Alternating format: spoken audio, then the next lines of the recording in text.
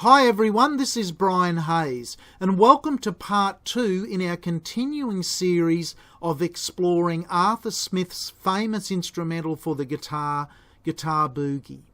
Today we look at the first variation on the theme, and this is by far the simplest of the 4 variations in the version that I'm taking you through. So let's get started. Guitar Boogie is based on a standard 12-bar blues.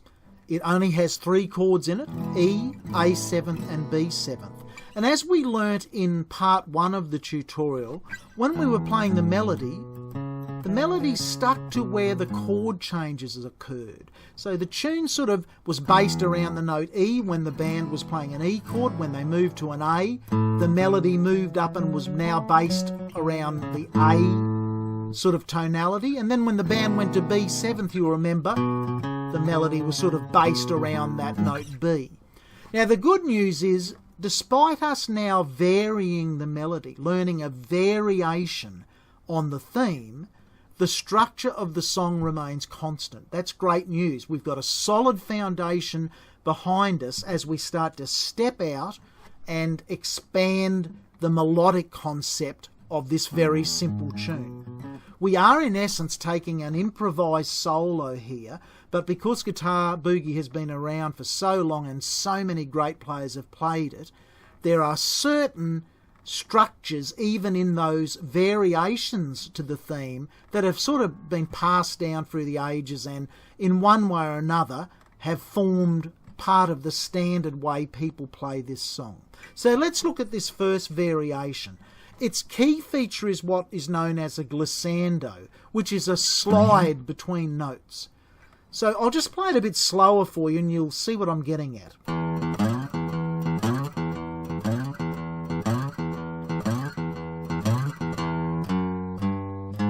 Now, all of those notes were played exclusively on the 6th string of the guitar. We didn't have to play any other note.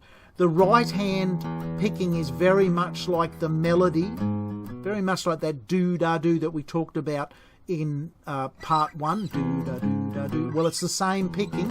You'll notice my right hand is pretty constant, just doing that do-da-do-da-do-da picking. The flashy part, I guess, is the slide. Now, I'm not that particular as to where I start the slide from. It doesn't really worry me where I start the slide from.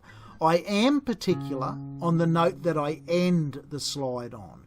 And my target note to end on is C sharp, which is on the 9th fret of the 6th string of the guitar.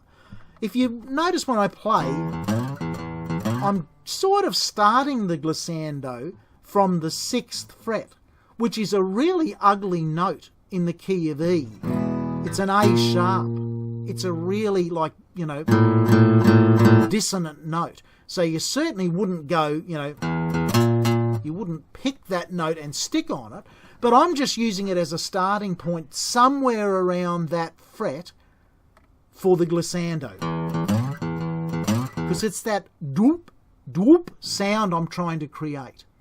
So I just want to share that with you. Don't get all caught up on which notes you're going to slide up. Basically, find a point on your guitar that's a good starting point. I'm suggesting around the 6th fret of the guitar. You might want to start on the 5th fret or even the 7th fret. Give yourself enough room, though, to do that rapid slide. And then we've got E, F sharp, G, G sharp. So you can see my fingering there. E open, F sharp 2nd fret, G 3rd fret, G sharp 4th fret. Now at that point in time, the structure of the song changes to an A 7th chord. And we simply take that modified riff now down to the A string. And then we go, so you can see what I'm doing there. I'm playing exactly the same thing, but starting on the A string now. Still starting my glissando from about the 6th fret, which would be the note D sharp. Again, not a good note in against an A chord, but that's just a starting point for the riff. Definitely ending the glissando on the 9th fret of the A string, and that would be the note F sharp. Then back to how we started. Now, the chord now changes to B7. Now, we haven't got a low B string on the guitar. We have got an open B string up here, but it's an octave higher, and it's going to sound really weird if we try and do that same sort of riff up an octave on that open B string. So what we do is we shift the riff to start here from B on the 7th fret of the E string of the guitar, and our glissando now is going to be just limited to these 2 frets here. So frets 9 and 11 on the A string of the guitar, which will be the notes F sharp and G sharp. So we're going to go. So the glissando this time is just a 2 fret glissando from F sharp to G sharp. Then we go back to how we started. And that's the first variation to Guitar Boogie. I'm going to close out this tutorial now by loading up a backing track for you to test how your progress is going in your mastery of Guitar Boogie. What I've done is I've put the same backing track that I used behind my Gibson ES345, and I've removed the Gibson lead guitar from the tracks. I've also included the drum click track at the start, so you'll hear the drummer go. So like 1, 2, 1, 2, 3, 4. Then you do your introduction. Think back to the first tutorial where you start do da do da do da do da do da do. You start after that 1, 2, 1, 2, 3, 4. You come in with the introduction, and then you come in with the melody played twice. The band will be playing behind you, and then followed by the melody, the second lap through the melody.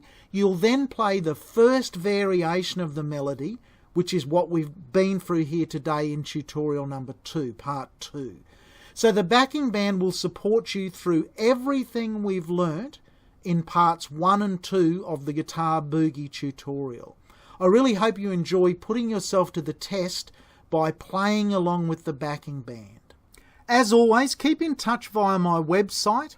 That's www.brianhayes.biz, B-I-Z, Z for Zorro. Drop me an email if you have any basic questions about learning the guitar. And subscribe to my YouTube channel. That's the easiest way to keep up to date with all of the new videos as I load them for the many instruments that I play and teach. Good luck with playing along with the backing track, and bye for now.